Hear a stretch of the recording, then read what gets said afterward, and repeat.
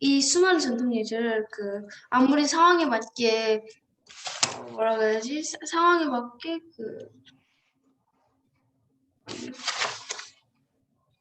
그냥 알아서 상황에 맞게 어떻게 대충 조절을 해서 사용한다고 하더라도 이거를 꼭 굳이 이렇게 번거롭게 지켜야 해야 한다고 생각하나요?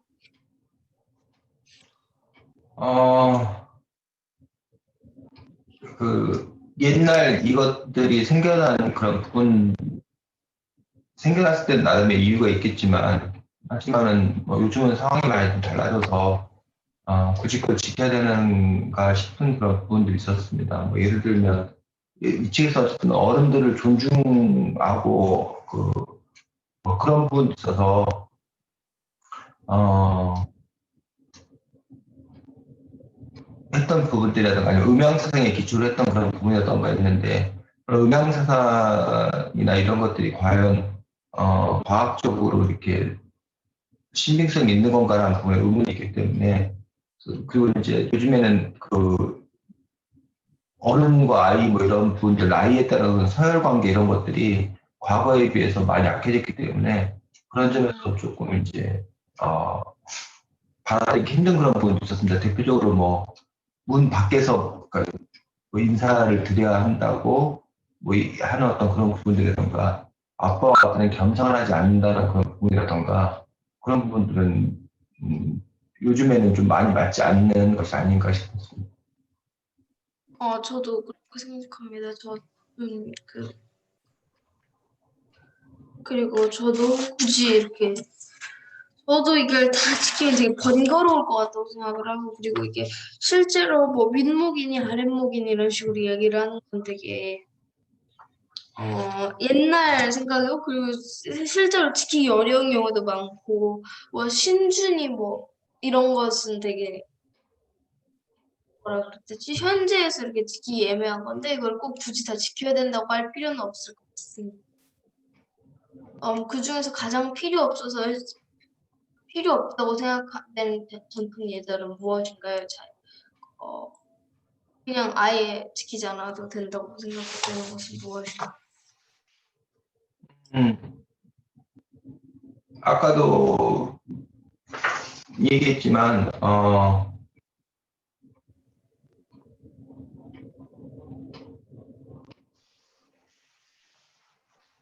그 뭐 문지방을 밟고 넘어서는 안 된다라고 하는 어떤 그런 부분이라던가 아니면 문 밖에서 절을 해야 된다고 얘기했던 그런 부분이라던가 뭐 여자는 절을 뭐 4번 하고 남자는 2번 해야 된다 뭐 남자는 2번 하고 여자는 1번 해야 된다 뭐 이런 부분이라던가 이런 부분들은 요즘과는 좀 맞지 않다고 생각합니다. 저도 그렇게 생각합니다. 특히 아버지와 아들은 겸상을 하지 않는다는 부분. 아버지와 아들이 친하면 좋은 건데 왜 굳이 할아버지랑 친해야 되냐. 굳이 그렇게 아들이 기어오르는 것은 이렇게 굳이 겸상을 하지 않는다. 뭐 이런 식으로 이야기하는 것은 좀 아닌 것 같습니다. 식사는 가족들이 이렇게 다 같이 화목하게 오순도순하면서 이야기하는 걸로 요즘에는 이렇게 인식이 자리 잡고 있는데 그렇게 아버지와 아들은 겸상을 하면 안 된다. 이런 식으로 해버리는 것은 좀 요즘 시대에 너무 맞지 않는 것 같습니다.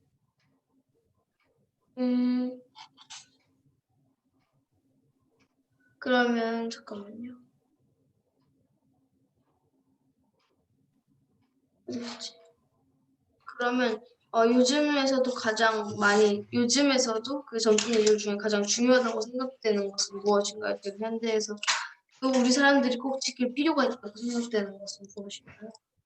뭐 예를 들면 이 책에서 쓰는 기본적인 정신인 배려라는 어떤 그런 부분들 다른 사람의 관계를 잘 따져봐야 한다는 그런 정신의 기초에서 그것이 지금까지도 이렇게 여전히 유효한 것들은 당연히 지켜야 되는 그런 부분이 있다고 생각하는데 예를 들면 뭐 금주를 달아서 아기가 태어난 집 같은 경우에 함부로 방문하지 않는다라는 것들은 뭐 지금도 이렇게 보면은 의학적으로 뭐 이렇게 증명되는 그런 부분들이기 때문에 그런 점들은 여전히 좀 이렇게 지켜야 되지 않을까라는 어떤 그런 생각을 했었고, 어,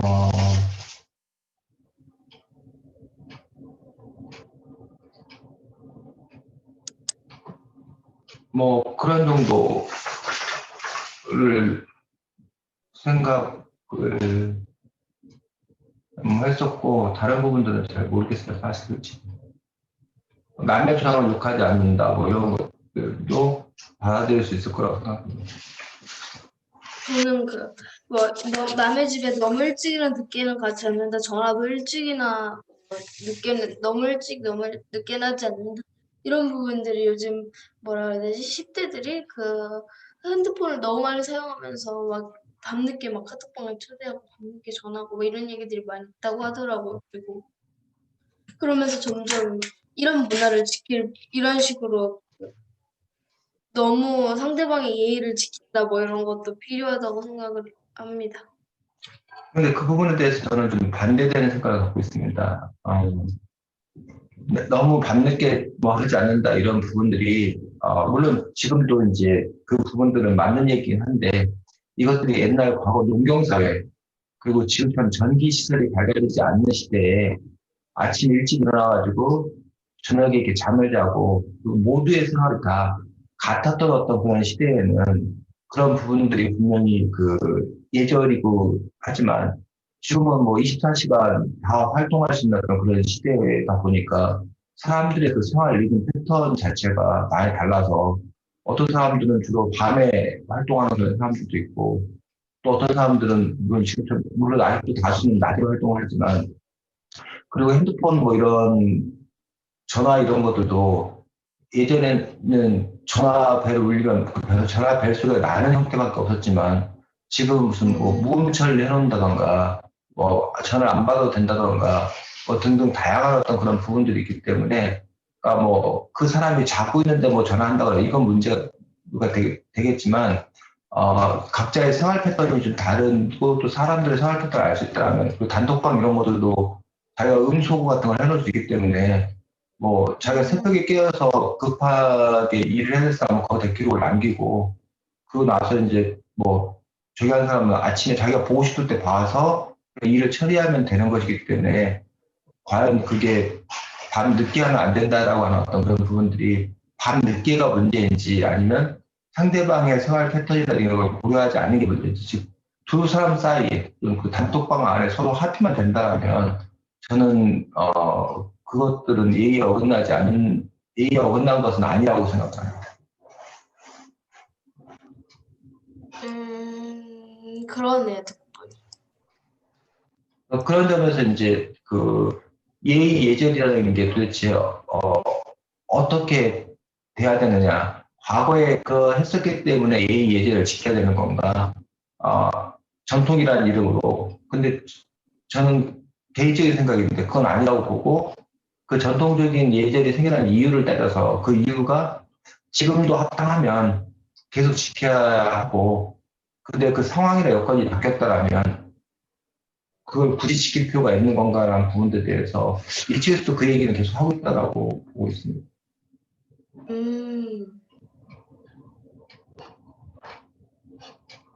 그러네요. 네.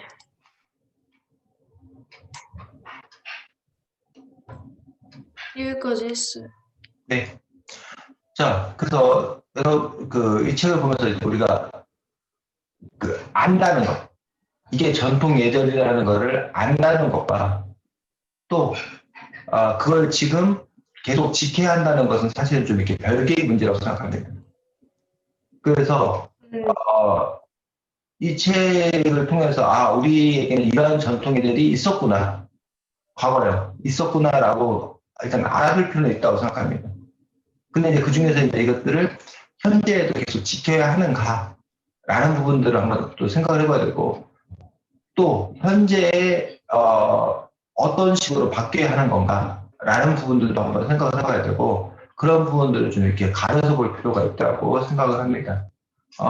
그래서 그냥 우선 이 책에 나오는 전통 예절에 대해서 한번 생각을 해보고 그 본래 어떤 그런 의미가 있는지에 대해서 한번 잠깐만요. 선생님, 근데 여기 책 내용에 관해가지고 잠깐, 선생님, 잠깐 화면 공유 좀 해도 돼요? 잠깐만. 네.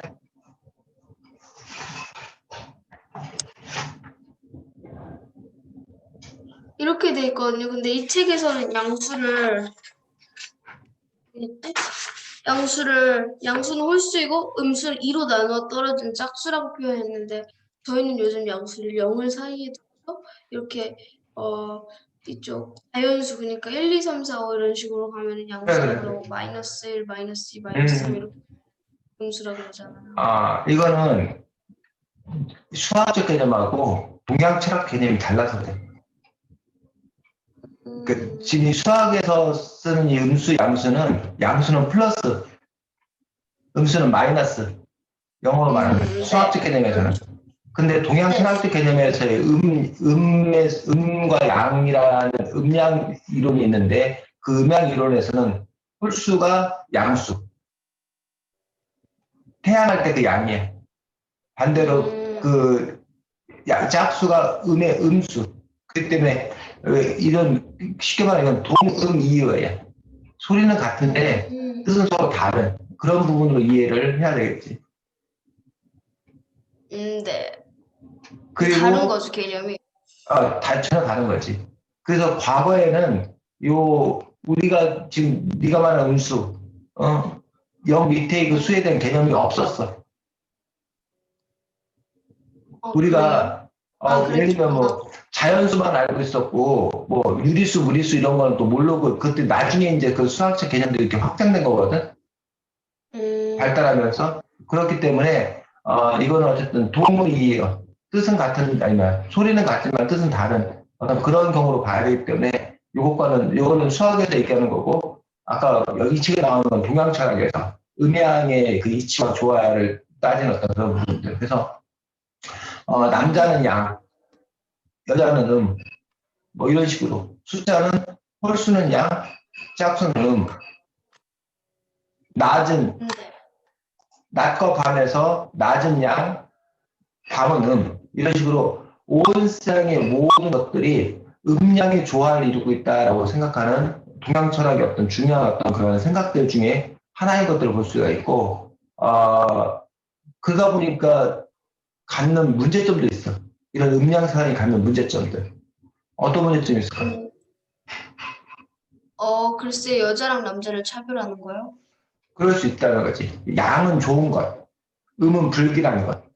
이런 식으로 되기 때문에 모르겠어. 사실 음은 나쁜 거, 양은 좋은 거의 개념은 아닐 건데 그 두 가지가 함께 있을 건데 그런데도 어쨌든 사람들이 불길하게 꺼리게 여기는 것들이 대부분 음인 경우가 많거든. 그러니까 이제 여성들 예를 들면 우리가 길한 날, 그러니까 1월 1일 설날, 좋은 날이죠. 3월 3일 삼진날, 5월 5일 단오, 7월 7일 칠석, 9월 9일 중구절 이런 식으로 홀수날은 다 홀수가 겹친 날은 길한 날, 좋은 날이야. 그러네. 근데 반대로 짝수가 겹치는 날고 6월 1일 같은 물론 그때는 정확한 건 아니지만 그런 거 짝수가 겹치는 날에 대해서는 별로 이렇게 특별한 이벤트가 없고 좋지 않게 생각했던 어떤 그런 부분들을 가지고 있다는 거지. 뭐 그러한 부분들이 있다던가 물론 아닌 것도 있겠지만 그런 식으로 그러니까 양에 대해서 더 좋은 어떤 그런 우리는 보통 낮과 밤 중에서 환한 낮을 더 이제 태양이 양수고 다른 음이라고 생각하는 거예요. 이런 식으로 이제 했던 그런 부분도 있기 때문에 그런 음양 사상을 어떻게 볼 것인가라는 부분들에 대해서 그게 자연의 이치, 법칙, 원리라고 봐야 하는 건지 그래서 자연의 이치이기 때문에 당연히 뭐 여자가 남자에게 복종하고 있건 너무 당연한 거다. 이런 식의 생각들을 거기서 이렇게 끌어낸 거야.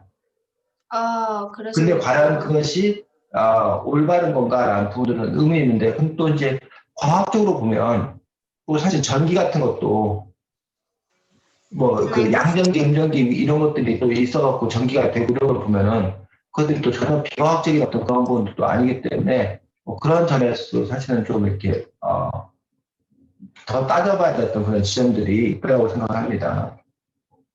또 궁금한 거 또 있어? 아, 이게 다예요. 음, 자, 이 책, 이거 네, 몇 보면, 쪽이요? 어디요? 예전에 기본 정신 두 가지를 얘기하고 있거든? 20쪽에. 예전에 20쪽. 서로 간의 관계를 분명히 해야 된다. 다른 사람을 배려해야 된다. 서로 간의 관계를 분명히 하고 다른 사람을 배려해야 된다라는 어떤 그런 부분들에서 이 결국 전통의들의 기본 정신인데 이 두 가지 기본 정신에 대해서 어떻게 생각해? 맞는 것 같은데요. 이 기본 정신은 되게 오늘날에도 이 관계를 분명히 한다라는 부분, 뭐 다른 사람을 배려한다는 부분에서는 선생님도 이제 맞게 생각을 하는데 서로 간의 관계를 분명히 한다는 말이 무슨 말이에요? 글쎄요. 맞다며. 그럼 무조건 맞는 거야?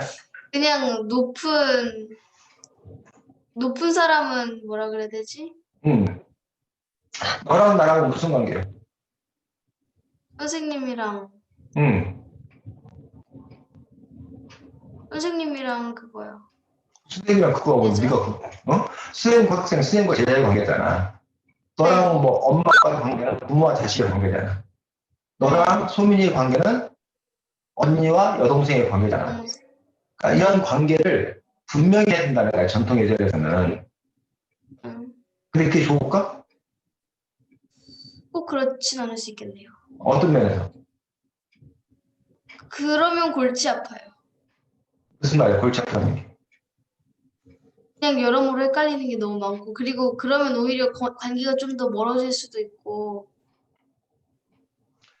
그 서로 간의 관계를 분명히 해야 된다는 부분에서, 물론 이제 그 두 사람 사이의 관계가 어떤 관계냐에 따라서, 많은 부분이 달라질 수 있는 거는 이해가 가. 근데 이제 그 관계를 분명히 한다는 부분들이 이게 자칫 잘못되면 이른바 계급 관계 아, 또는 상하 관계. 특히 우리나라는 이 서로 간의 관계를 분명히 하는 데가 이른바 장유유서. 어른과 아이 사이의 어떤 그런 관계를 분명히 한다. 임금과 신하의 관계를 분명히 한다. 그런 높낮이 이런 거의 부분들, 주인과 하인의 관계를 분명히 한다. 이런 쪽으로 쓰인 게 아닌가. 그런 것들이 여전히 많이 남아있는 게 아닌 건가. 그에 비해서 이제 서양 사상 같은 경우는 서로 간의 관계를 분명히 하는 의미, 관계보다는 대등한 사람, 같은 존재라고 보는 어떤 그런 측면이 있지 않냐라는 거지. 그래서 선생과 학생의 관계를 분명히 하는 게 더 중요한 건가? 선생과 학생을 떠나서 나와 소윤이가 사람 대 사람, 인간 대 인간으로 만나는 거를 더 중요시해야 되는 건가? 이런 부분에 따라서 그 행동이나 이런 것도 좀 달라지지 않을까? 그렇겠네요. 그런 점에서 이제 그 관계를 분명히 했을 때의 장단점. 그래서 우리가 서양 사람들 보고 우리나라 어른들이 저것들은 위아래도 없고, 어른 애도 없고, 도대체 저것들은, 뭐 이렇게 그런 관계가 분명히 하지 않는 거에 대해서 아주 못마땅하게 비판적으로 생각하는 사람들도 있거든. 음, 그래서 관계를 분명히 했을 때 갖는 장점이 분명히 있을 거야. 문제점이 있는 건 아닐 거야. 그리고 관계를 분명히 해야 되는 어떤 그런 부분이 있고, 서양에서 선생님과 학생이 동등하다고 한다 하더라도 그게 동등하다는 게 막대하다 이런 건 아니거든. 분명히 그들 네. 사이에도 그런 룰 뭐 이런 거 있을 거야. 선생님과 학생과의 어떤 그렇겠죠. 그런 차이가 분명히 있기 때문에. 당연히 그리고 그럴, 언니와 동생 간의 어떤 그런 분명히 있기 때문에. 근데 그 선이 과연 어느 정도여야 하는 건가라는 부분들에 대해서, 좀 차이가 좀 있지 않겠는 건가라는 부분에서, 어쨌든 이 부분도 좀 이렇게 따져볼 필요가 있지는 않나라고 생각합니다. 자, 그 앞으로 넘어와서 전통에 대해서 이 책은 정의를 13쪽, 14쪽에 걸쳐서 전통에 대해 정의하고 있거든. 전통이 뭐야? 쪽 전통이요? 전통이란 13쪽과 14쪽을 중심으로. 어, 우리 조상들이 대대로 지켜오던 문화. 그게 전통이거든. 어, 예.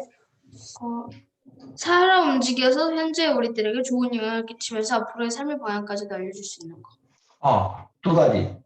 하나는 조상들이 대대로 지켜오던 문화라는 부분이 전통이라는 거야. 근데 거기에 플러스 현재 우리들에게 좋은 영향을 끼치면서 앞으로도 삶의 방향까지 알려줄 수 있는 것일 때 그것이 전통이고, 조상들이 대대로 지켜온 문화이지만 하지만 지금 좋지 않다라면 그것은 전통으로 볼 수가 없다라고 지금 이 책에서는 얘기하고 있는 것들을 볼 수가 있습니다. 그래서 이 책에서 쌤이 책이 되게 그럼 모순적으로 전통이 안 느껴져요. 되는 거예요? 예를 들어서 우리들 조상들 때부터 지켜왔는데 뭔지는 모르겠지만 음. 현재 우리들한테 도움이 안 되면 예를 들면 개고기 문화. 아, 우리가 개고기를 조상 대대로 이렇게 지켜왔던 문화잖아. 개고기 먹어왔었잖아. 네. 그런데 과연 그것이 현재 우리에게 좋은 영향을 끼치면서 앞으로의 삶까지 알려줄 거냐라는 부분에서 지금은 이른바 그 애견인, 어? 그 그러네요. 반려견 문화가 확산되었던 그런 시점들, 그리고 과거에는 음식 문화가 발달하지 못한 상황에서 먹을 것이 고기가 별로 없던 시절에 개고기를 먹던 그런 거 있었는데, 지금 현재는 뭐 이렇게 다른 먹을 것이 많았던 그런 상황에서 과연 그것이 조상 대대로 지켜던 문화이기 때문에 계속 지켜가야 하는 건가 라는 부분들에서 이제 의문이 있다는 거지. 그러니까 그것도 과연 전통이라고 할 수가 있는가 전통은 없는가. 전통인 것 같은데. 음. 근데 이 책에서는 그 전통은 전통. 근데 이 책이 그 관점이 그게 꼭 맞는 거라고 할 수는 없잖아요. 무슨 뜻이야? 그러니까 무조건 음. 우리한테 이득이 그냥 이건 그냥 이 책의 관점일 뿐이잖아요. 이게 우리에게도 그렇지. 좋은 영향을 끼쳐야 된다는 건. 음. 그런 점에서 이제 소윤이에 따르면 그 전통인데 그럼 소윤이가 어떻게 하자는 거야? 그 부분에 대해서. 저도 개고기 잘 그 모르겠는데 문화에 그렇다고 대해서. 그게 전통이 아니라는 건 아닌 것 같은데 전통은 맞는 것 같은데. 그러니까 지금 소윤이가 말하는 전통의 뜻은 소윤이는 좁은 의미로 조상들이 대대로 지켜오던 문화이면 전통이다라고 지금 소윤이는 해석을 하는 거야. 네, 그런 것 같아요. 근데 이제 그러고 나서 소윤이는 근데 그거를 계승해야 될 전통과 계승하지 말아야 네. 될 전통으로 지금 아마 그렇게 얘기하고 싶은 것 같아. 네, 저도 그런 것 같아요. 근데 이 책에서는 이 책에서 물론 뭐 너 비슷한 입장이긴 한데 그 네. 오늘날까지 계승되지 않아야 될 것까지도 과거에 있었던 것이라는 이유로 전통이라고 해서는 안 된다라고 얘기하는 게 이 책은 그런 주장인 것 같고 네. 뭐 크게 입장의 차이는 없는 것 같다고 생각이 드는 어떤 그런 부분이 있어서 예를 들면 과거에 네. 신고식이라는 그런 문화가 있었어. 스리 아, 대학 그래요? 1학년에 들어갔을 때 선배들이 후배들을 이렇게 뭐 소집해가지고 얼차려 막 이렇게 뭐 기합도 주고 막 이렇게 좀 나쁘게 말하면 괴롭히기 막 술도 막 아, 마시게 하고 그런 게 과거부터 계속 내려오던 어떤 그러한 전통이었다는 얘기야. 그래서 그것 때문에 그래요? 과거에서부터 했다고요, 그런 걸? 그러니까 그 대학에서 그 과거라는 것들이 그 뭐 수백 년, 수천 년을 얘기하는 게 아니라 언제부터인가 그 학교 그 과에서 내려오던 그런 문화였다는 거지. 그럴 때 과연 그거를 전통이기 때문에 계속 전통인데 계속 지켜가야 될 전통인 건가? 이건 우리 학교의 전통이야. 이런 식으로. 뭐 예를 들면 음, 어느 선생님이 알고 있는 어느 그 동아리, 연극 동아리 같은 경우는 신발에다가 막걸리를 가득 따라줘. 왜? 신발에 있는 그 막걸리 이렇게 마시는 게 우리는 전통이야. 그런 일종의 그런 의식, 이런 것들로 얘기를 했었거든. 근데 왜? 사실은 그게 생겨난 이유가 있을 거야. 그러니까 우리는 그러니까 우리만의 특별한 경험을 공유했다던가, 뭐 추억을 공유한다던가, 아니면 뭐 그게 왜 그렇게 생겼는지 모르겠지만, 근데 그거를 과연 그, 그 사람들이 계속적으로 그 요구하는 것들이 과연 합당한가, 라는 부분들에 대해서 생각해 볼 필요가 있다는 거지. 네. 우리나라가 예를 들면 설날에 세배를 하고, 떡국을 먹고, 추석에 송편을 만들고, 이런 것들도 뭐라는 거야. 전통이라는 어떤 그런 이름으로 행해져 왔던 어떤 그런 것들이잖아. 근데 그 네. 설날에 떡국을 먹고 세배를 하고 뭐 이런 것들, 추석에 하는 것들, 그리고 이렇게 가족들이 다 모여서 뭘 하는 것들, 이런 것들이 과연 전통으로서 유효한 건가? 아니면 달라질 수 있는 건가? 라는 부분들에 대해서 끊임없이 이렇게 의문을 가질 수밖에 없다는 거지.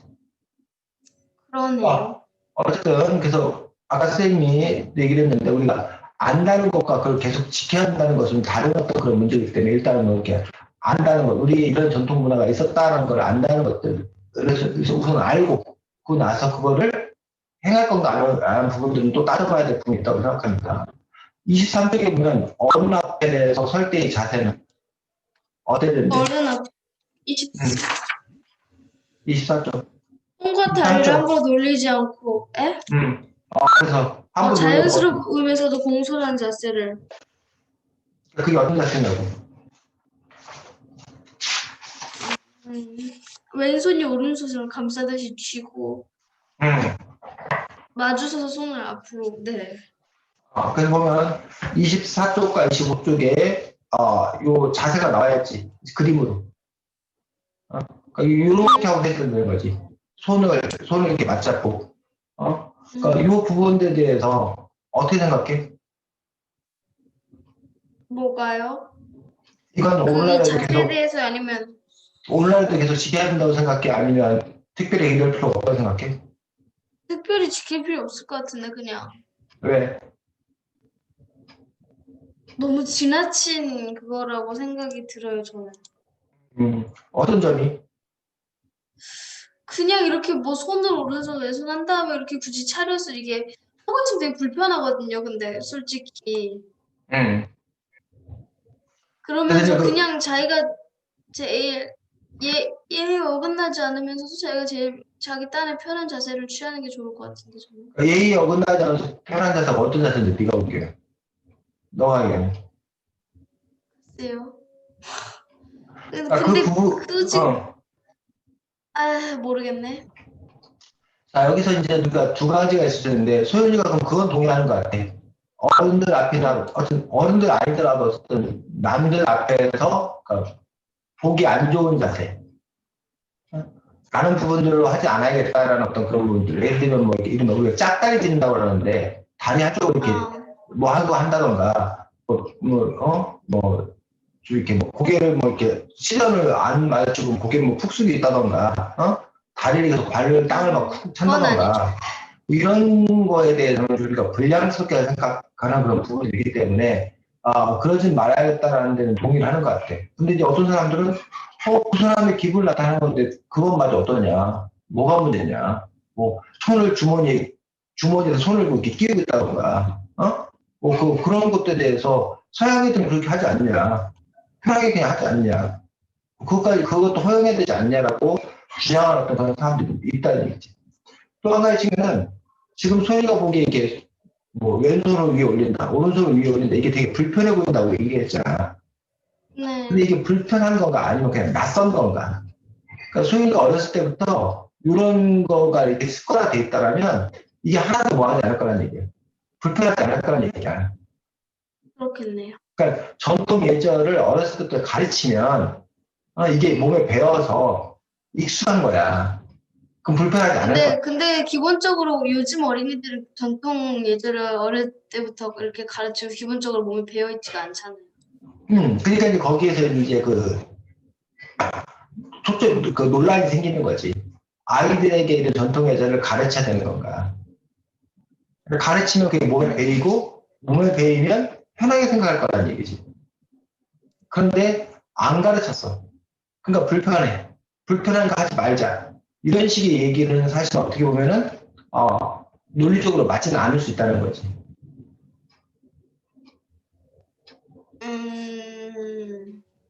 자, 그러면 상가집에서 보면 손의 위치가 반대가 되는 까닭은 뭐야? 네? 뭐라고요? 상가집에 갔을 때는 손의 위치가 반대가 돼야 되는 까닭. 죽은 이에 대한 예절은 살아있는 사람과 반대로 해야 되기 때문에. 그래서 이 책에서 중요하게 얘기되는 것들 중에 하나, 우리나라 전통예절을 이해하는 데 있어 음양 사상을 이해하면 되고, 두 번째가 죽은 사람과 산 사람의 어떤 그런 관계, 죽은 사람에게는 산 사람과는 반대로 해야 된다는 어떤 그런 부분들에 대해서 있습니다는 거야. 그런데 27쪽 보면 좀 이상한 거 없었어? 밑에 박스, 1쪽이요? 27쪽. 밑에 박스.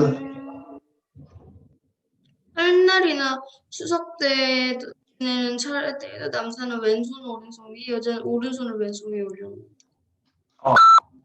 자, 상갓집에 갔을 때는 거꾸로 해도 돼.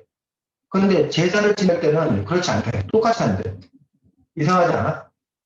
그러네요. 왜 그럴까? 뭐가 이상해? 상갓집에서 하는 것처럼. 어. 선생님이 이 부분이 이해가 안 됐던 게 상갓집에도 결국은 돌아가신 분에게 하는 거기 때문에 거꾸로 된다 했잖아. 그럼 차례나 제사도 돌아가신 분에게 하는 거니까 그럼 똑같이 상가에 하는 것과 똑같이 되는데 그 차례 제사도 아니라는 거야. 차례는 아니죠. 차례는 돌아가신 사람한테 주는 건 아니잖아요. 차례도 돌아가신 사람한테 지내는 거지. 그건 그런데, 근데 그렇게, 아무튼, 네. 차례하고 제사의 차이는 알아? 네. 어떤 차이가 있어? 제사는 뭐라 그래야지, 돌아가신 분이 그 날에, 뭐라 그래야 되지? 돌아가신 날에 이렇게 매년 사람을 뭐라 그래야 되지? 기리면서 그래. 제사를 지내는 응. 거고, 차례는 설이나 추석처럼 이렇게 특별한 날에 조상님들께 이렇게 그냥 지내는 거잖아요. 그렇지. 잘 알고 있네. 그 차례, 제사, 상갓집 모두가 다 돌아가신 분들을 대상으로 한다는 공통점인데 선생님 그래서 이게 궁금해갖고 찾아봤어. 그랬더니 차례나 제사를 지낸다는 것은 자손이 있다는 뜻이고 자손이 지내는 거기 때문에 흉사 안 좋은 일로 보지 않는다는 거예요. 조상을 공경하는 어떤 그런 행위이기 때문에 길사 좋은 일로 본다는 거예요. 그래가지고 좋은 일을 보기 때문에 원래대로 남자는 오른손 위로 가고 여자는 왼손 위로 가고 이런 식으로 맞나? 거꾸로 얘기했나? 여자가, 여자가 오른손, 남자가 네, 왼손, 왼손. 왼손이 잘 있다. 그렇지. 그런 식으로 한다는 뭐 그런 설명이 나와 있더라고. 그래서 뭐 잘 이해는 안 됐지만 어쨌든 뭐 그런 부분들이 또 이렇게 있었던 것들을 볼 수가 있습니다. 절하는 자세, 절은 잘할 줄 알아? 그런 것 같아요. 근데 여기서는 여자, 남자 어쩌고저쩌고 이렇게 설명하는데 그냥 거기서 남자가 하는 그냥 남자가 하는 무슨 절이지? 편절인지 평절인지 아무튼 그냥 다 이렇게 해가지고 하잖아요. 보여? 네.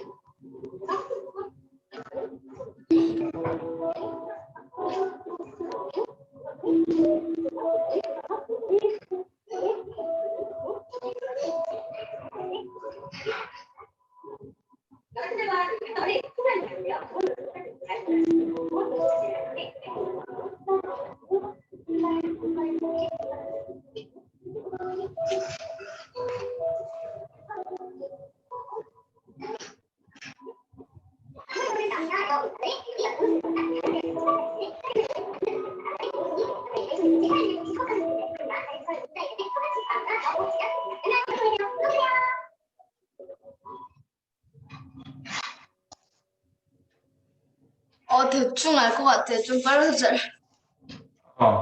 그래서 절을 할 때 어떤 그런 자세라든가 이런 부분들이 조금 이렇게 남자의 절과 여자의 절들이 다르고 이제 큰 절이라는 게 있고 평절이라는 것들이 있는데 그에 따라 좀 이렇게 다른 그런 부분을 볼 수가 있고 근데 요즘은 사실 그렇게 안 하잖아요.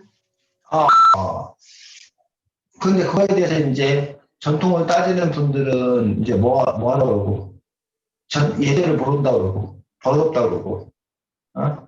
근데 이제 요즘 저기는 그냥 편한 대로 그냥 하면 되지 않냐. 라는 어떤 그런 부분들. 그래서 선생님 사실 좀 되게 당황스러워. 뭐가 당황스러우면 절할 일 자체가 없어.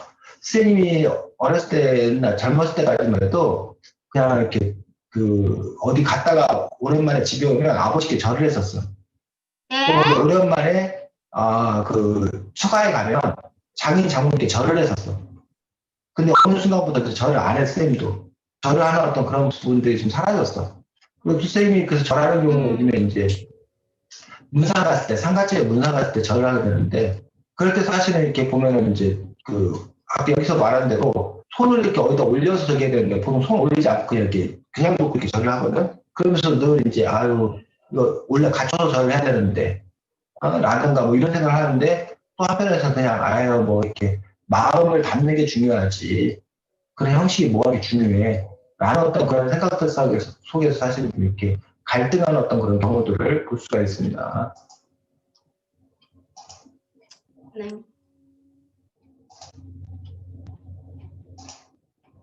자, 그래서 어쨌든 이렇게 어른과 아이의 어떤 그런 관계들, 그 다음에 산 사람과 죽은 사람의 어떤 그런 부분들, 그런 부분에 대해서 차이가 있는 그런 부분도 볼 수가 있습니다. 그래서 36, 37쪽에 보면 어른 앞에서 앉을 때 자세는 어디요? 몇 쪽, 몇 쪽?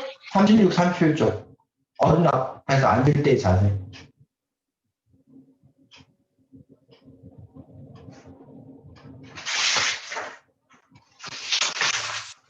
무릎을 꿇고 손은 주먹을 가볍게 쥔 채 양손 무릎을 올려. 그 다음에 양반다리 하고 편하게 앉으라면 이런 말 양반다리, 생선다리 하고 앉으라고 얘기하는 어떤 그런 부분들. 이런 거에 대해서 어떻게 생각해? 이건 맞는 것 같은데요. 어른 앞에서 무릎 꿇고 앉아야 돼? 아, 성장판 망가지는데. 어? 무릎 꿇고 앉아야 된다고 생각해? 아, 그건 그리고 아닌데. 책상다리 하고 책상다리 앉아야 된다고 생각해? 그럼 또 버릇없는 것 같은데. 그런 부분들. 그러니까 어른들 앞에서 발 뻗고 앉으면 안 돼. 오. 근데 어른들 그 앞에서, 어른이, 어, 근데 그 어른이 만약에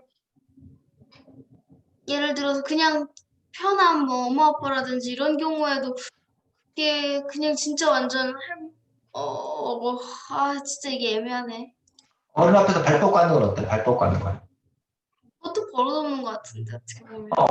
그런 부분에서. 근데 이제 서양 사람들은 무릎을 꿇는다던가 책상다리 한다는 것 자체가 안 되는 거야. 그 없으니까 서양 걔네는 사람들. 그냥 알아서 그리고 걔들은 이렇게 의자에 앉잖아요. 그렇지. 방바닥 문화가 아니라 의자에 앉는 그런 문화이기 때문에. 그런 점에서 과연 이거를 버릇없다고 해야 되는 건가. 지금 우리나라도 사실은 이렇게 방바닥 문화에서 이 걸상 문화로, 의자 문화로 다 많이 바뀌고 있잖아. 네. 대부분이. 그런 상황에서 과연 여기서 어떻게 지켜야 되는 건가라는 부분들. 그런 부분에서 우리가 생각을 필요가 있다는 거죠. 그러네요. 지금 당장 뭘 결정하는 게 아니라, 어쨌든 알아야 된다는 것과 우리가 계속 지켜야 된다는 것. 그 선 어떻게 정해야 될 건가에 대해서는 소윤이가 계속 고민을 해보고 생각해 볼 필요가 있다는 거예요. 입장을 정할 필요가 있다는 거예요.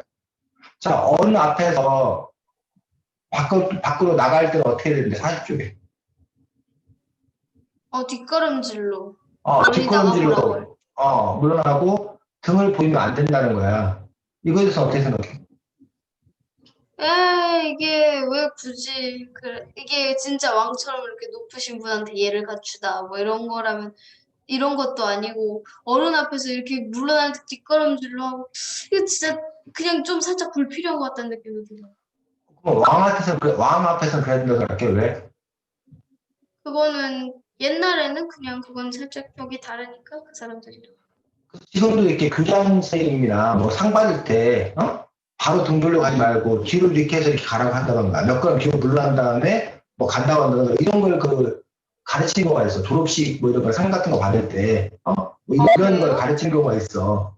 그런 그걸 이제 의전이라고 그러는데, 그 의식을 진행되는 어떤 그런 부분에서 그렇게 해가고 있는데, 그 것들이 결국은 아까 말했지만 상하관계, 위아래, 권위, 이런 것들을 존중하는 어떤 그런 부분들인 건가? 아니면 그런 것들이 알게 모르게 그 문화 속에 저 사람을 내가 복종해야 된다라는 식의 어떤 그런 의식을 심어주는 어떤 그런 태도가 있는 거 아닌 건가? 그렇다면 그거를 아까 동등하고 평등한 어떤 그런 존재다. 그러니까 그 대통령과 국민이 대통령 윗사람이고 국민 아랫사람이고 이건 아니거든 사실은. 그래서 그걸 과연 수직적인 명령이었던 그런 관계로 볼 건가 아니면 그냥 하는 일이 다른 그런 관계로 볼 건가에 따라서 그 판단은 달라진다는 거야. 그런 점에서 이제 그 그 의식이 과연 선생과 제자가 내가 높은 사람이고 넌 낮은 사람이라는 얘기야. 내가 너에게 가르치고 너가 배운다고 해서 내가 높은 사람이고 네가 낮은 사람인 건가 하는 부분에서 과연 그러한 건가에 대해서 우리가 한번 따져볼 필요가 있다는 거지. 어허. 그 자체에 대한 문제제기를 하고 있는 그런 부분들인데 어쨌든 이 부분들도 선생님이 왜 등을 보이는 게 예절이 어긋나는 걸까라고 찾아봐도 없어 이거는. 그냥 등을 보이면 안 된다고 했기 때문에 그냥 계속 그렇게 지켜오고 있다는 거야. 이유가 없어. 이유가 있었겠지 사실 처음에는. 근데 그 이유가 뭔지도 모르는 채 우리는 지금 계속 지켜오고 있는 거야. 자, 사실 어떻게 보면 종가. 근데 실제로 근데 뒷걸음질하고 물러나고 이런 경우는 거의 없지 않아요? 알지, 그렇게 하지. 저는 한 번도 못. 쌤 어렸을 때는 그런 식으로 이제 뭐 이렇게 받으면 이렇게 해서 이렇게 하고 그랬었어. 이렇게 뭐 이렇게 휙 돌아나오고 이러면 그 잘못다 그러고 뭐 그것도 많이 바뀌었는데 옛날에는 뭐 부모님 계시면 눕지도 못하고 그래서 부모님과 함께 있는 게 불편했어. 그래서 이제 다른 방 가서 있어야 되고 근데 요즘은 이제 나이가 많이 먹고 뭐 하다 보니까 그냥 엄마 아빠 앞에서 그냥 누워있기도 하고 엄마 아빠 들어와도 그냥 뻘떡 안 일어나고 근데 옛날에는 뻘떡 일어나야 됐었고 전화 같은 거 받을 때도 부모님한테 전화 오면은 누워서 못 받고 뻘떡 일어나서 받아야 됐었고 아, 그런데 몸에 이렇게 몸에 배어있어서 그걸 당연하게 생각했었던 거죠 과거는. 그러니까 그런 부분들에 대해서 그것이 지켰을 때 좋은 점, 그러니까 그리고 여기는 또 이런 문제가 있어. 그냥 맡겨도 되지 않냐, 편하게 되지 않냐. 근데 문제는 또 편하게 하면 그 사람들에 대한 존중이나 이런 마음이 사라져버리는 경우도 있어. 사실 있거든. 그런 점에서 그 형식 속에서 그 마음이 담긴다라는 그렇게 주장하는 사람도 있고, 마음이 있어야 형식이 나오는 거라고 하는 부분도 있고, 그 두 가지가 사실은 어떤 관계인 건가라는 부분들에서 서로 이렇게 따져볼 어떤 그런 필요가 있는 거지. 자, 42쪽에 종가는 뭐래? 종가가 뭐야, 종가? 종갑은 40쪽이요? 46쪽. 종가는 같은 성씨 내에서 제일 맞지. 제일 맏형. 그러니까 소윤이가 종가가 될 수 있는 거지. 소윤이 네가 큰 딸이니까 너의 또 큰 아이, 소민이는 이미 종가는 아닌 거지. 자기가 큰 저기가 아니니까. 그 소윤이 아빠가 만약에 형제 중에 큰 아들이야? 혹시? 뭐 몇째야, 네. 아빠가? 아빠 첫째야? 그러면 소윤이가 네. 이제 종가가 될 가능성. 근데 소윤이 또 할아버지가 첫째면 소윤이가 종손이 되는 거예요. 여기서 보면 4대, 아니요. 5대 이상이라고 했지만, 어쨌든 그런 식으로 해서 종가, 종손이라고 얘기하는. 쌤들이 책 보고 처음 알았어. 종손이 그냥 나는 그냥 큰 아들이면 되는 거라고 생각했거든. 근데 여기서는 보니까 5대 이상 이어야 되고, 윗대 이상이 훌륭한 분이 있을 때만 종손이라고 한다는 거를 쌤이 처음 알았어.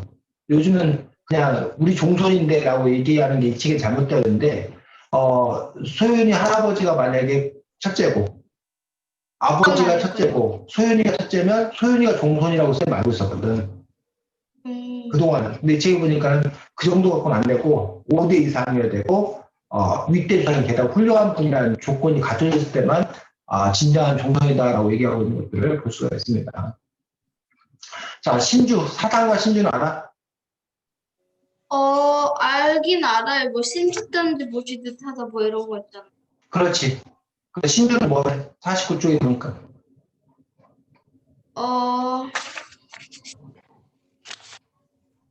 어, 밤나무로 만든 조그만 펜데 누구의 신이라는 것을 적어놓은 거예요. 그렇지. 그래서 그 안에 수상에 혼이 담겨 있다고 했던, 생각했던 그런 부분들. 어떻게 보면 그냥 나무로 만든 그런 폐 중에 하나일 뿐이야. 근데 거기에 그렇게 큰 의미를 부여하는 게 과연 떤 의미가 있는 건가라는 부분들을 우리가 함께 생각해 볼 필요가 있다는 거지. 그래서 어,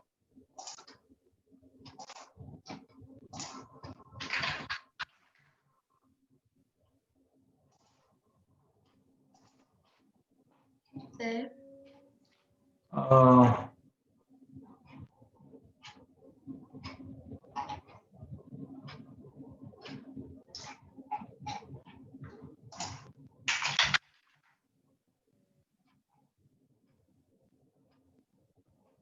신주가 요게 신주야. 보여? 너무 작아? 어, 에, 보여요. 음. 근데 내 생각이랑 좀 다르네.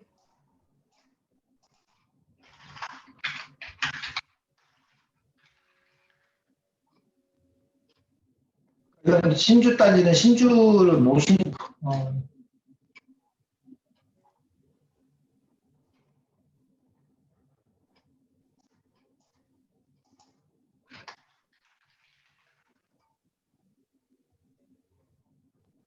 어, 요거 요거 하나하나가 신주야. 아, 이렇게 생겼구나. 요런 식으로 이렇게 써 있는 거. 네네네네. 어? 생각이랑 좀 다르. 요런 식으로 신주. 요게 이제 요것도 이제 신주. 근데 음, 요즘에는 제사 지낼 때 요거 꼭 사당이 없다 하더라도 요런 식으로 해서 지내는 경우가 많지. 글쎄요, 몰라요. 아, 제사 안 지내? 아니, 지내는데 그런 식으로 해서 지내면 안 돼. 지방을 이렇게 글씨를 종이에다 이렇게 쓰는 거야, 지방을. 음, 그 네. 위패를 지방에다 이렇게 써놓은 그런 부분들. 그래서 뭐뭐 신의에서 이런 식으로. 신의 지방. 아, 근데 근데 저희는, 이거는 이제 임시용이고, 요거를 이제 아까 그 종이에다 쓰지 않고, 아까 그 나무에다 써서 새겨갖고 있는 것들은 우리가 이제 신주라고 그러는 거고, 이 종이에다 쓰는 건 지방이라고 그러는 거고. 너네는 뭐, 음, 전 그렇게 하는 건 본 적은 없는데. 이게 제사 지낼 때 이걸 안 써? 이걸 안 써? 네. 아, 그래? 이게 그러니까 누구한테 제사를 지내는 거야, 누구한테 차례를 지내는 거다라는 게 있기 때문에, 이게 기본적으로는 꼭 쓰는 건데, 선생님들은 아예 제사를 안 지내기 때문에, 선생님도 사실 이걸 써본 적도 없고, 뭐, 특별히 본 적도 없는데, 어쨌든, 신주라는 부분들은, 저렇게 되어 있는 것들을 볼 수가 있습니다. 자, 그 다음에,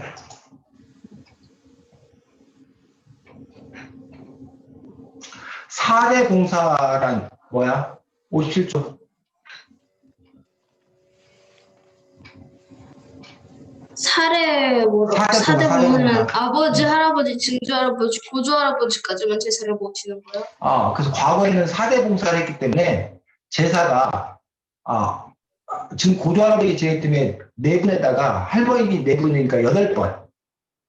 어우, 그래서 기재가 8번 있는 거야. 거기다가 그 뭐야 설날 차례, 추석날 차례, 그럼 10번을 아, 기본적으로 지내서 아까 말했던 건 종갓집 뭐 이런 데는 그 제사가 많았던 그런 걸 볼 수가 있습니다. 그래서 지금 근데 요즘에는 4대 봉사를 하지 않고 보통 이제 2대 부모, 할아버지, 할머니까지 정도만 이제 지내게 되는 그런 식으로 이제 많이 이제 뭐야 축소되고 더 나아가서 그냥 부모님 정도만 지내는 제사를 지내는 형태로 점점 그 범위가 축소되고 있는 어떤 그런 상황인 것들을 볼 수가 있습니다.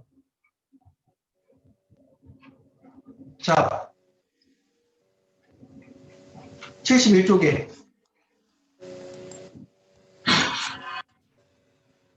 어디에 들어가기 전에 헛기침을 하는 이유는?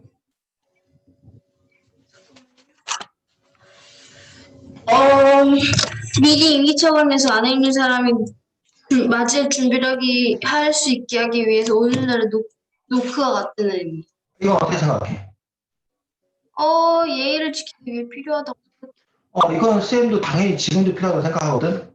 그러니까 뭐 그 사람의 근데 사생활도 요즘은 현관문이 하도 두꺼워서 안 들릴 것 같은데, 헛기침 소리가. 그렇지 뭐. 그래서 뭐 초인종을 누른다거나 뭐 이런 식으로 해서 아니면 더 나아가서는 요즘에 사실은 미리 방문 사실을 뭐해? 알리지. 이야기를 하죠.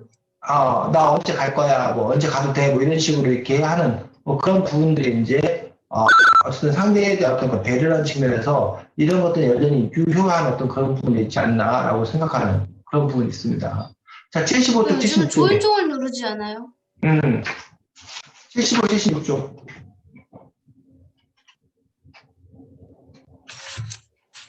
네. 여기 보면 풍습은 각 지방마다 얼마든지 다를 수 있거든이라고 얘기했거든. 이거 어떻게 네. 생각해? 그렇겠죠, 당연히. 자, 당장 여기 나온 금줄 같은 것만 해도 어디서는 뭐를 꽂고 어디서는 뭐를 꽂고 뭐 어쩌고저쩌고 다 다르다 그러던데. 근데 여기서 심지어 시문화 문제는, 같은 것도 다른데. 근데 문제는, 그래, 너는 그렇게, 나는 이렇게 할게. 라고 이제 각자 하면 돼, 사실은. 서로 존중한다는 게 나쁜 것 같진 않아. 근데 둘이 만났으면 어떻게 해야 돼, 그러면? 그 결정 어떻게 해야 돼? 첫 번째 문제는 그거고, 두 번째 이런 걸 보고 이제 문화적 상대주의라고 그러거든? 문화는 다 다를 수 있다.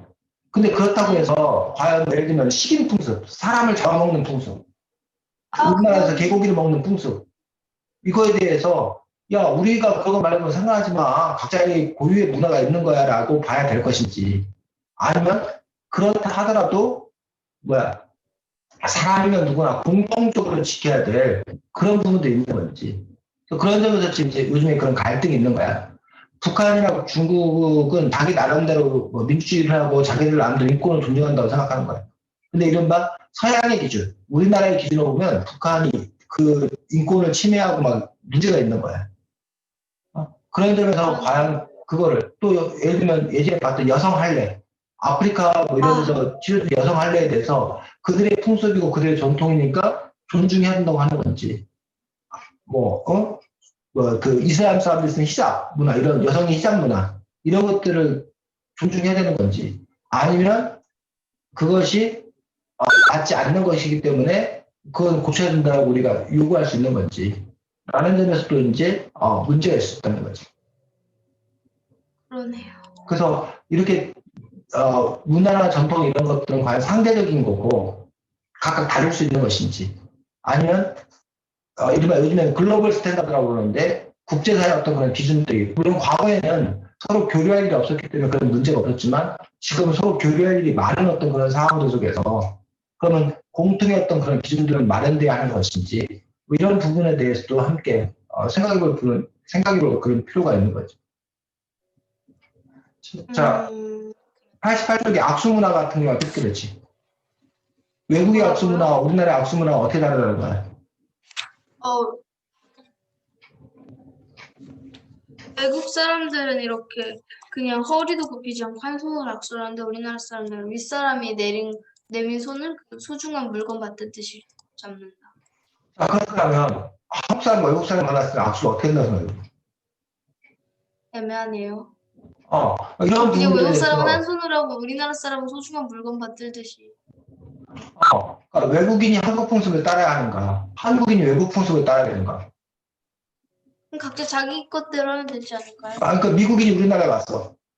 그럼 네? 우리나라 풍습을 따라야 돼? 우리가 미국인의 풍습을 존중해줘야 돼? 그럼 왜 미국인은 그냥 한 손으로 내밀면 우리나라 사람들 이렇게 공손하게 받들어서 인사하면 되죠? 그러면 좀 저기 하는 것 같지 않아? 그 뭐라 그래야 되나? 미국인 꼬마가 우리나라 사람 어른한테 악수하는데 걔가 막 이렇게 해도 돼? 이해해줘야 돼? 그건 아니네. 그런 점에서 이런 기준들은 또 어떻게 정해야 되는지라는 부분들. 그러니까 그들에게 요구할 수 있는 건지 아니면 우리가 그들을 이해해줘야 되는 건지 도대체 그 관계는 어떻게 결정되는 건지 이런 부분들이 좀 이렇게 궁금한 그런 부분들 얘기죠. 97쪽에 신호등을 파란불이라고 할까봐 지금 처음 알았어요. 이 책을 통해서. 솔직히 이건 아닌 것 같아요. 아, 무슨 말이에요? 그냥 솔직히 살짝 억지 같다는 느낌? 아무리 뭐 아, 오방색 그렇죠. 그래서 아까 왜 파란불이라 불렀을 건가라는 부분들에 대해서 이래서 파란불이라 불렀구나 하고 이해가 되는 부분 없어? 없었어? 그럼 잘못된 거야 그냥 이해는 얘가. 되는데 구... 그래서 그럼 초록불로 불러야 된다? 그게 좋지 않을까요? 그 선생님 어쨌든 우리나라가 빛깔을 표현하는 말이 5가지였다는 거야. 하얀, 검정, 빨강, 노랑, 파랑. 네, 근데 그 이야기는 어찌 보면 우리나라가 색상 문화가 발달하지 않은 거예요. 그렇죠. 염색 문화가 발달하지 않은 거예요. 그래서 백의 민족, 백의 민족이 뭐야? 하얀 옷을 입고 있는데. 흰 옷을 즐기는 우리는 그 순결하고 깨끗한 민족이라고 자랑하잖아. 근데 누군가는 백의 민족은 사실은 염색 문화가 발달하지 않은 부끄러운 자화상이다. 라고 그렇게 해석하는 사람도 있어. 그러니까 그런 측면에서 보면은 하얀, 검정, 빨강, 노랑, 파랑 빛깔을 표현하는 게 5가지였다는 거는 사실은 그 빛깔을 다양하게 그 구분해내는 능력이 없었다고 해야 되나? 그렇게 부족하지 않았나? 라는 식으로 해석할 수도 있다는 거예요. 꼭 그렇다는 게 아니라. 그러니까 그 일들에 대해서도 어떻게 평가하냐에 따라서 그 부분들이 달라질 수 있는 그런 부분들을 볼 수 있다는 거지. 자, 그래서 어쨌든 이 책에 보면 여러 가지 그런 부분이 있고, 네. 그래서 뭐 계속 반복되는 어떤 그런 이야기인데 우리는 이른바 어른에게 대접하는 어떤 그런 문화, 전통, 이런 전통 속에서 이렇게 모든 많은 문화가 자리 잡고 있는 것들을 볼 수가 있는데 조상께 잘 대하는 것들, 그것들이 지금도 유효하고 계속적으로 지켜나가는 어떤 그런 부분들인 건가? 아니면 그것을 어른과 아이의 어떤 그런 관계들 부분에서 수직적인 관계가 아니라 수평적인 동등한 어떤 그런 관계로 변화하고 있기 때문에 그런 점에서 상당 부분 많은 부분들이 변해야 하는 건가? 이런 의문들을 계속 가질 수밖에 없다고 생각이 듭니다. 자, 소윤아, 지금 선생님하고 토요일날 얘기했었는데 선생님이 토요일날 다른 수업을 해야 되는 상황이어가지고 다음 그 기존에 그 공부하던 팀 애들이 뭐 시간이 뭐 바뀌면서 이 시간을 옮겨야 되는 상황이어가지고 우리가 다른 시간을 옮겨야 될 것 같아. 그래서 그건 부모님하고 너 스케줄 보고 얘기해가지고 시간을 다른 시간으로 옮기도록. 이제 소윤이 토요일날 마음 놓고 늦잠을 잘 수 있게 되는 기쁜 소식이지? 아니야? 네. 어. 어떻게 보면요. 소윤이 너가 그 지난번 부모님께 말씀드렸더니 부모님이 뭐 이렇게 뭐 책을 어디까지 갖고 있다고 하는데 정확히 안 알려주셔가지고 그냥 다 있다고 하셨는데 그 다가 뭐였는지 몰라서 네가 그 리스트에 있는 것들 중에 지금 이미 현재 그 갖고 구입한 책 가지고 있는 책을 목록을 쓰면서 좀 보내줘. 그래야 선생님이 그거에 맞게 따로 뭐 책을 사거나 뭐 할 필요 없이 그냥 기존에 있는 책을 하는 게 나을 거니까 그 목록을 좀 보내줘. 네.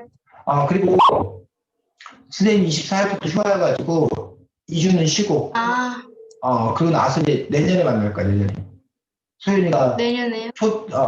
연세사의 초등 세션을 마무리 짓고 이제 청소년이 되는 더 늙어서 만나요. 늙어서 크리스마스도 잘 지내시고 새해도 잘 맞이하시고 다음에 또 건강하게 봅시다. 잘 지내고